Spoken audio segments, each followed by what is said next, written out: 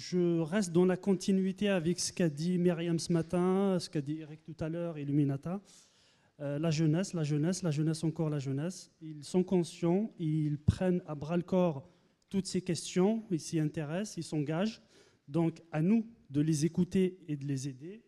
C'est dans ce constat, dans ce cadre, que nous avons l'honneur et puis le plaisir d'avoir parmi nous 2 collégiennes qui passent au lycée à la rentrée, qui ont développé avec leurs professeurs qui sont présents, qu'on remercie aussi.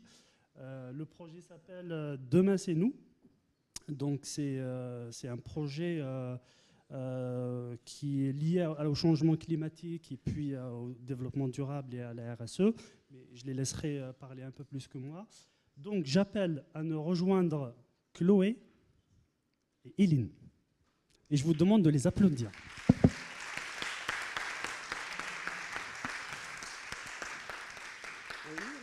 Pas avant que Joanne vous fasse un petit bisou et qu'il vous félicite pour le prix que vous avez obtenu, prix d'encouragement de 5T hier soir. Mais nous, on comprend très bien que vous n'étiez pas présente parce qu'il faut travailler les filles. Hein. On passe une seconde. Donc merci pour votre présence. On est vraiment très ravis et très fiers. Moi, je n'ai pas de questions à vous poser. Vous pouvez vous asseoir, vous pouvez vous mettre debout comme vous voulez, ce qui vous arrange. Ma question est très simple. En quoi consiste votre projet? Qu'est-ce que vous avez appris? Et comment vous envisagez demain? Merci. Bonjour, je m'appelle Eileen, j'ai 14 ans et voici Chloé, également 14 ans. Nous faisons partie de la 2e édition du projet Demain c'est nous. Il a été créé par Monsieur Bernard, ici présent, professeur de technologie au collège-lycée Fénelon-Notre-Dame, donc à La Rochelle. Il a voulu sensibiliser les élèves au réchauffement climatique, qui est un sujet très peu abordé à l'école. Alors excuse-moi juste avant que tu prennes la parole, j'ai oublié de vous dire que le film du projet est projeté en parallèle, donc on a coupé le son, mais il y a les images et puis le témoignage de nos invités. Bon voilà, Monsieur Bernard, notre professeur fondateur du projet.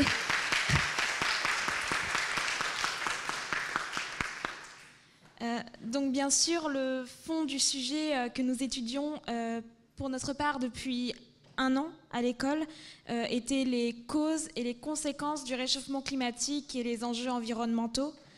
Mais en ce qui concerne la forme, Monsieur Bernard voulait que les élèves soient acteurs de leur apprentissage. Donc on a étudié bien loin des cours magistraux de façon à ce que nous soyons nous-mêmes des sortes de détectives et faisions nos enquêtes. Par exemple, nous avons beaucoup surveillé l'actualité. Il fallait qu'on soit toujours à l'affût dans les journaux, dans la presse papier, numérique, dans des reportages, parce que de plus en plus aujourd'hui, toutes ces questions sont abordées dans l'actualité. Et alors que nous faisions des trouvailles, on avait la possibilité de venir en classe et d'en parler, de montrer nos articles. Nous avons aussi effectué de nombreuses sorties dans le but de se cultiver toujours plus sur le sujet. Nous avons fait le train du climat, par exemple, qui est un train qui a voyagé dans différentes villes de France, qui proposait une exposition sur le sujet, ainsi que des différentes conférences. Et on a aussi eu le plaisir d'assister à une prise de parole de Cyril Dion il y a quelques mois de cela. Demain c'est nous devait aussi s'axer avant tout sur la sensibilité des élèves, c'est-à-dire qu'on a tous un point qui peut nous toucher particulièrement dans les enjeux environnementaux. Eileen, par exemple, ce sera plus tout ce qui concerne les animaux en voie de disparition et les animaux en général. Et moi, ce sera plutôt comment les hommes peuvent engager de nouveaux conflits suite aux menaces du réchauffement climatique. Donc vraiment, le but de ce projet était avant tout de travailler sur l'évasion et nos propres sentiments envers le sujet. Enfin, nous avons eu la chance de travailler avec des scientifiques, notamment la glaciologue Heidi Sevestre, avec qui nous avons fait plusieurs Skype au cours de l'année et à qui nous avons pu poser des questions. Nous sommes allés au contact du Svalbard. C'est un archipel norvégien qui se situe dans le cercle polaire et à environ 4000 km de la France. Nous sommes partis là-bas car le réchauffement climatique agit 2 fois plus vite que dans le reste du monde. Sur place, nous avons eu la chance d'être accompagnés durant notre expédition par Heidi Sevestre, qui nous a beaucoup aidés car elle connaît très bien les lieux. À l'université du Svalbard, nous avons rencontré Siri, une doctorante en météorologie, également Kim Holmen, qui est le directeur de l'Institut polaire norvégien. Il faut savoir que l'université du Svalbard est l'université la plus au nord du monde. Elle s'est énormément développée durant les 10 dernières années autour du réchauffement climatique. À son ouverture, elle ne comptait que 150 étudiants et aujourd'hui, elle en compte environ 450 qui viennent des 4 coins de la planète. Sur place, nous avons pu observer l'impact du réchauffement climatique sur la biodiversité, donc comme l'ours polaire, qui est vraiment le roi du Svalbard. Il y a vraiment une importante population au Svalbard et la plupart des photos d'ours polaires mourant de faim sont prises au Svalbard, donc ils sont vraiment menacés d'extinction. Nous avons surtout pu faire le constat de l'impact sur le réchauffement climatique sur l'homme. Nous avons vu qu'ils avaient mis en place des installations anti-avalanche, car les habitations étaient souvent menacées par celles-ci, alors que ça ne devrait pas arriver là-bas. Mais en raison des fortes températures, ils ont été obligés de protéger les habitations et ils vont même en déplacer pour plus de sécurité. Le Svalbard était autrefois un archipel minerai, donc le charbon était exporté aux 4 coins de la planète et on peut voir qu'ils font vraiment des énormes efforts pour essayer de se mettre aux énergies renouvelables. Ils installent des panneaux solaires, par exemple, sur les maisons, alors que là-bas, il n'y a du soleil que 6 mois dans l'année.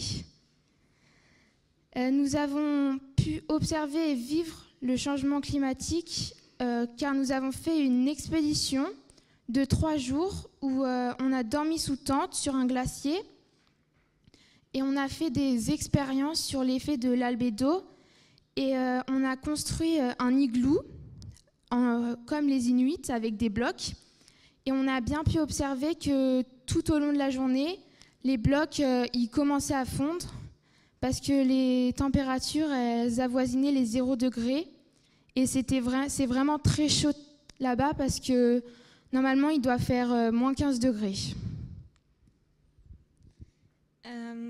Pour revenir sur le projet en général, au départ, quand on a voulu rejoindre l'option, on avait tous une motivation, des objectifs, des attentes particulières. Et au fil de l'année, ça ne nous a pas empêché de nous détacher de ces objectifs, mais on a tous développé un esprit commun et une envie commune de continuer à apprendre, d'agir et de partager tout ce que l'on avait appris. Donc on a vraiment eu une élévation de notre niveau de conscience sur les menaces qui pèsent sur la Terre. Et ça nous impacte au quotidien. Au quotidien, on essaye d'être plus responsable.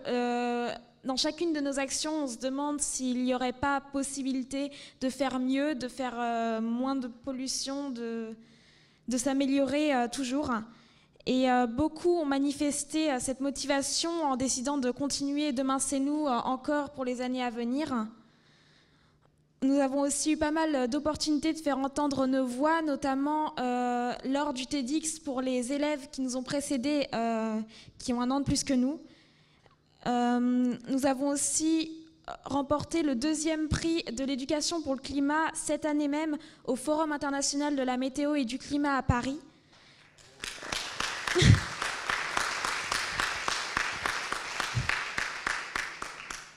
Et merci. Et avons enfin pu nous faire entendre lors de la conférence Léa Nature en présence de Jean Jouzel et d'Heidi Sevestre il y a quelques mois à peine.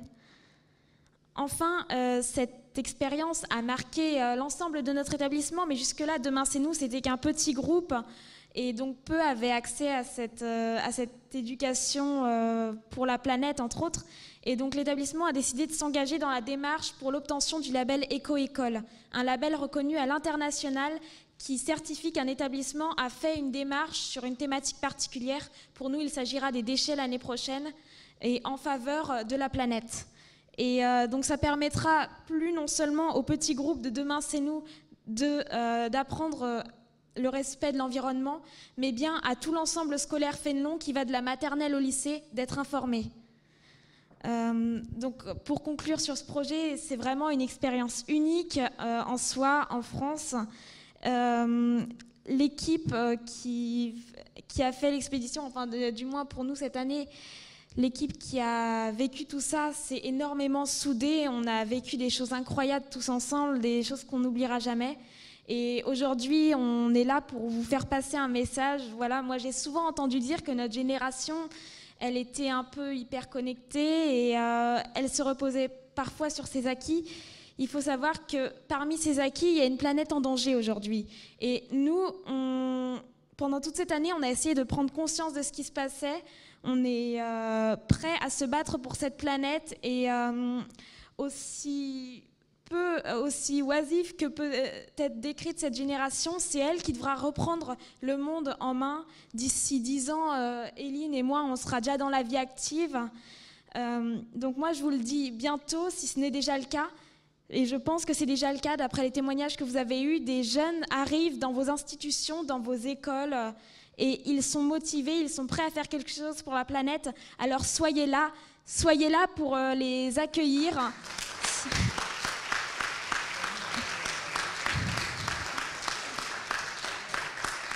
Et merci, il faut absolument que vous soyez leur tremplin vers l'avenir parce que demain, ils ont un monde à reprendre en main, un monde qui n'est pas perdu. Demain, c'est tous ces jeunes-là. Demain, c'est nous tous. Merci.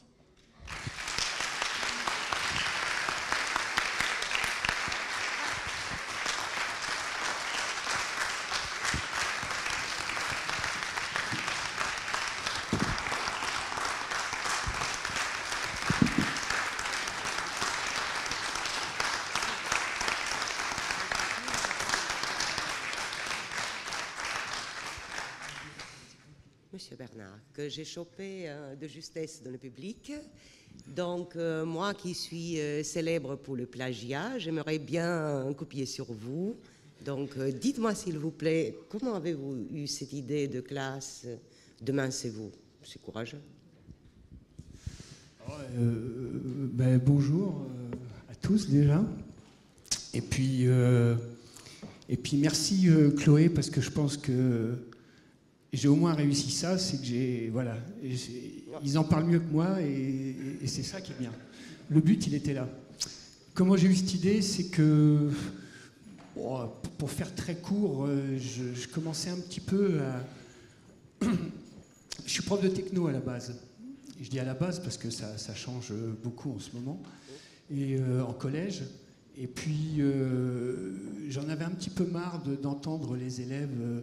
parler d'histoire. Alors, c'est pas que je suis contre l'histoire, parce que c'est bien de s'appuyer sur l'histoire et des exemples de l'histoire, mais ce qu'il y a, c'est que je voyais un avenir qui commençait à être vraiment plein de questions, et qu'à l'école, on ne faisait pas grand-chose, on ne parlait pas beaucoup de cet avenir. Et il y avait des choses qui me frappaient, donc c'était le changement climatique, mais c'était aussi ces gens qui sont en train de mourir dans la Méditerranée, ou qui étaient en train de mourir dans la Méditerranée. Et je me disais que c'est quand même incroyable que des choses comme ça, on en parle tous les jours à la télé, à la radio, mais on n'en parle pas dans les collèges, on n'en parle pas dans les écoles. Voilà. Et donc j'ai eu envie de parler de ça. Je me suis dit, j'ai vraiment envie maintenant de faire mon boulot de prof avec ce que j'ai dans les tripes, et puis que vraiment ça apporte quelque chose. Voilà. Et je suis allé voir ma directrice, j'ai construit le projet, voilà. Puis je suis allé voir ma directrice d'établissement et je lui ai dit, voilà, j'ai ce projet-là, qui était en plus ambitieux parce que je voulais vraiment que les élèves voient les choses, que ce soit concret. Je ne voulais pas non plus que ce soit du baratin et encore un film et encore et encore un livre et on parle pendant 1 heure, on laisse tomber. me dis, si on parle de changement climatique, je veux les emmener au pôle Nord voir fondre les glaciers. Il faut absolument qu'ils voient ça. Parce que je pense que sur des sujets comme ça, ce qui est important, c'est de passer par l'émotion.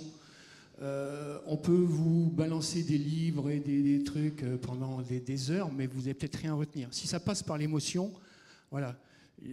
C'est comme l'amour, on n'arrive jamais à expliquer pourquoi on est amoureux de quelqu'un, quoi. Et moi, j'ai voulu qu'ils deviennent amoureux de la planète. Et je me suis dit, pour ça, il faut qu'ils rentrent en contact avec la planète. Et donc, j'ai décidé de les emmener au pôle Nord. Alors ça aussi, c'était un peu fou, parce que ça représentait un budget énorme, ça représentait plein de choses, voilà. Et j'ai eu la chance, après, que ce soit accepté par ma direction et qu'il y ait une équipe qui se mette en place pour pouvoir construire ce projet. Bravo.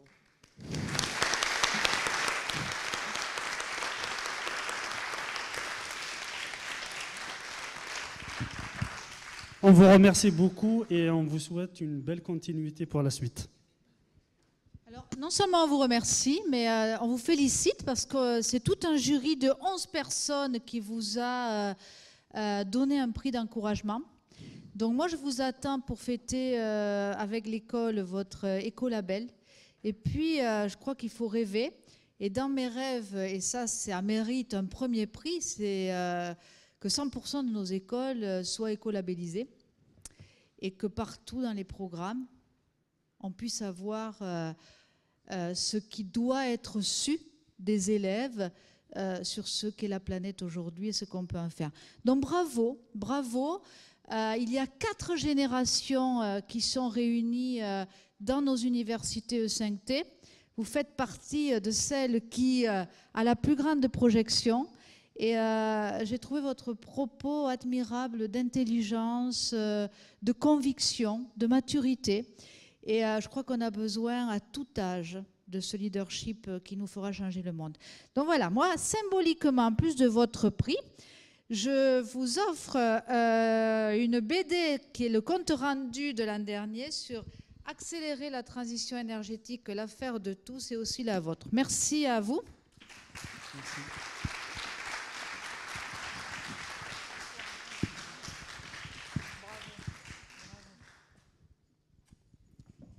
Merci, je crois que c'est des exemples extrêmement inspirants. Alors est arrivé, on suivra avec intérêt ce que vous faites. Non seulement on le suivra, mais on mettra en ligne le film parce que c'était beaucoup plus important que vous parliez. Donc on le mettra dans notre télé YouTube où vous retrouverez d'ici quelques jours, on a une super équipe technique, les interventions de tous les intervenants. Donc vous pourrez les revisionner, vous pourrez les faire passer, les tweeter, les passer sur les réseaux sociaux. Et puis on va avec Fanny et Adrien certainement essayer de faire un événement où on projettera le film dans votre collège.